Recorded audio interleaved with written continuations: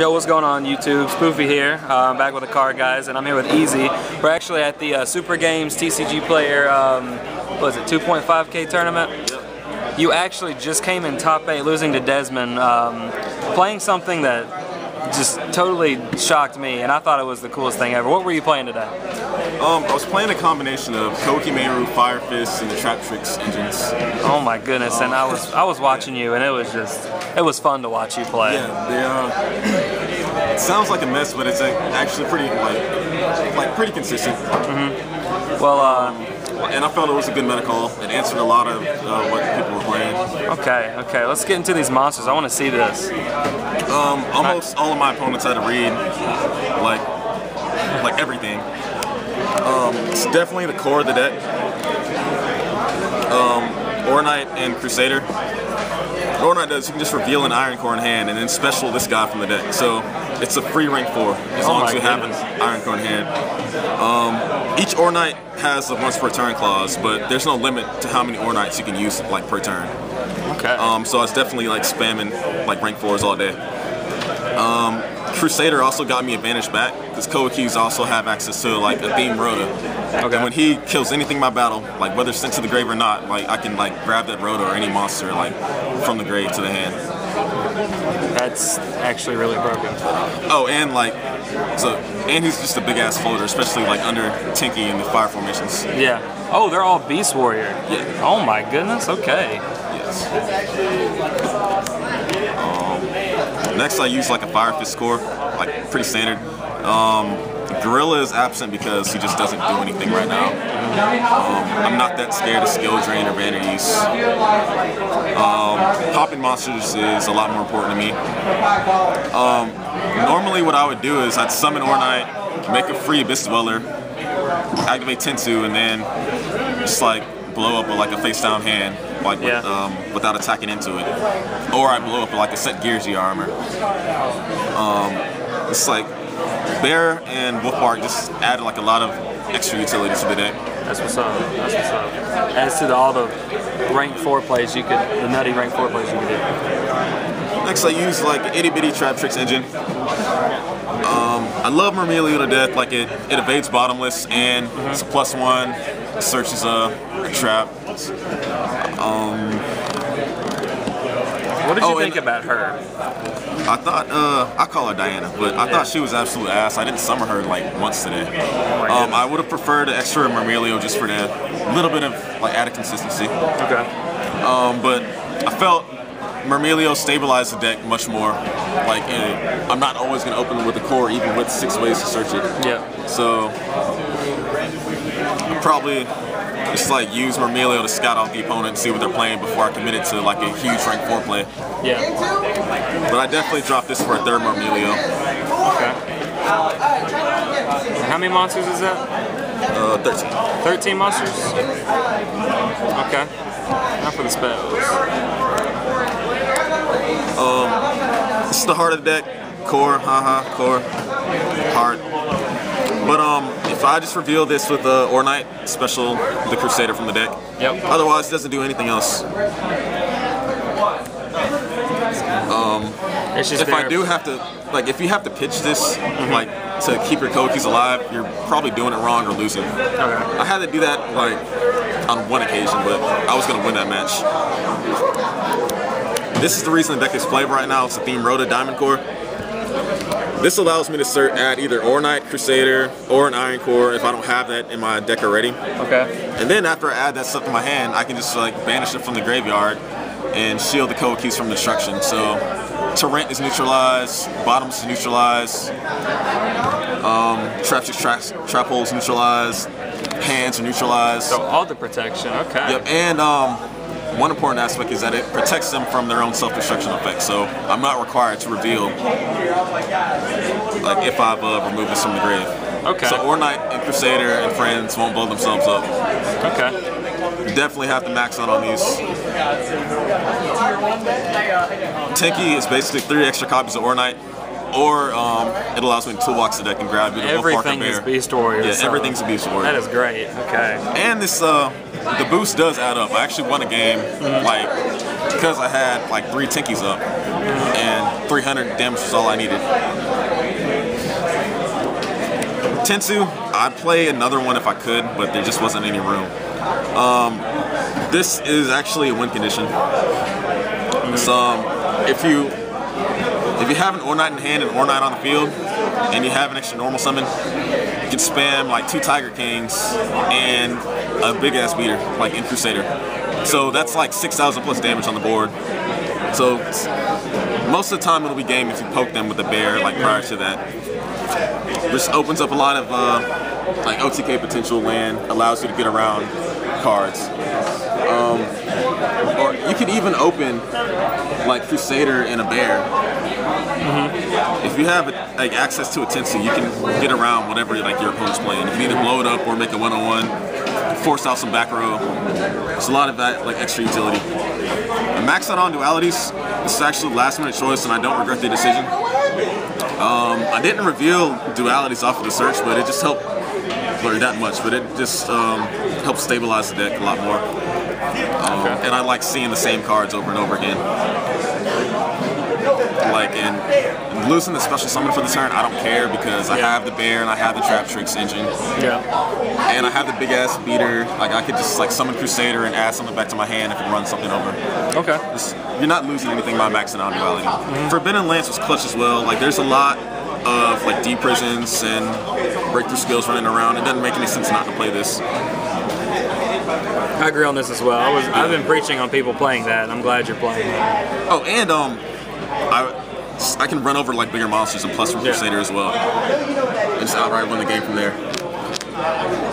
Now for the traps. Traps, this is like my favorite part of the deck actually. You did some crazy stuff. Wreck and Power was MVP. This is like basically Heavy Storm that played right. I just sauce artifacts, like they can't do anything. That's hilarious. Like if I won the die roll and I set this, they set 4. Like they just lose their entire back row and lose the game. They can pop 1 card off of like Sanctum or whatever. Like I don't give a fuck because I just blew up 4 cards. With like 6 ways to search like the Iron Core, or 3 ways to search the Iron Core, and then like you can draw into the 3 copies. Like this is gonna be live most of the time. I love Wreck and Power. I don't like regret playing it. It only sucks against dragons. I did play 2 of those today, but of course it just sided out. I lost the dragons on top 8 because like I couldn't activate Wreck and Power, but shit happens. Wiretap was another MVP. I actually liked it 2-2 ratio with it in like the Koa'ki Delta Pro right here. It just wins games. It forces like plays through. That card is like that card is ridiculous. The only out people have to wiretap is like with another wiretap. Deep Prison. I felt this was a great meta call today.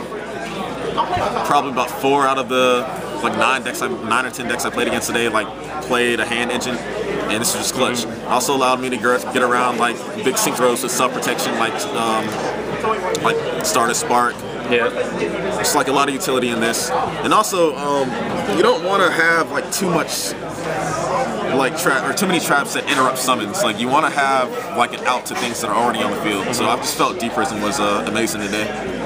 It sucks against Geargia, but whatever.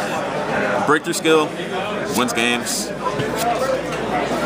It's kind of self-explanatory, and it like just abuses artifacts up and down. I didn't feel like that deck was a threat today, and just a lot of utility with it against Geargia, which was the matchup I was most scared of. Just good stuff traps. Warning Bottomless.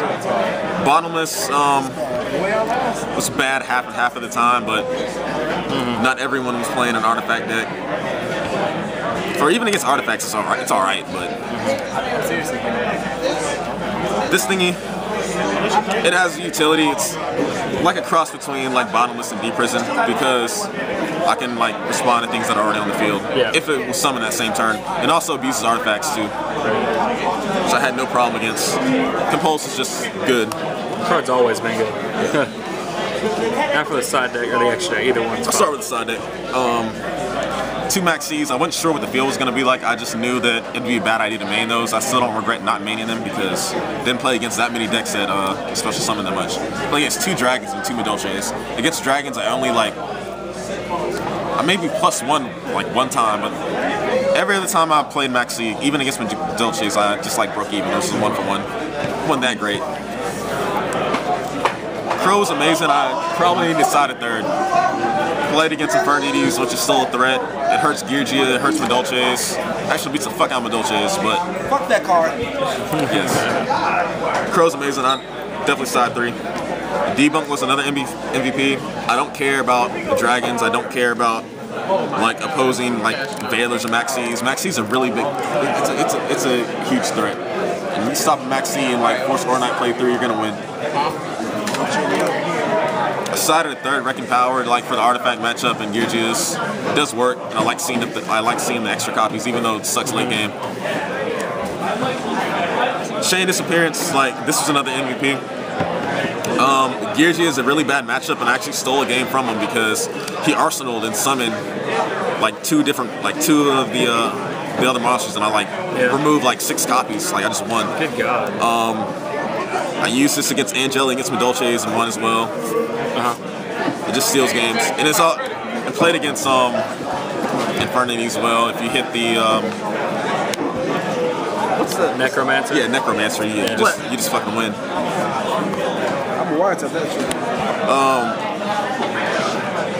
I normally swap this out with Bottomless in matchups where Bottomless is ass. Yeah. And it excels in artifact matchup. Soul Drain does work with everybody playing hands.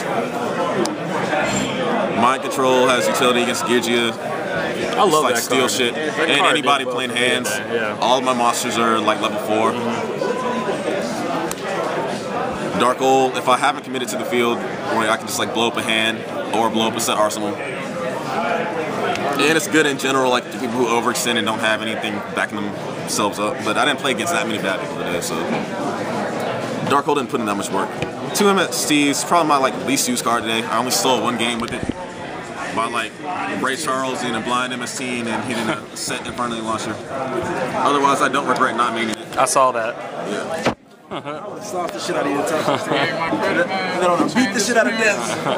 Who told you to play Chambers? About his extra day. Tiger King, 2 is necessary, no more, no less. Sets up OTK plays, allows me to plus like and toolbox it up through Tinky and Tensu. Its effect didn't put in that much work. I didn't like revive anything with it. I didn't negate any like effects.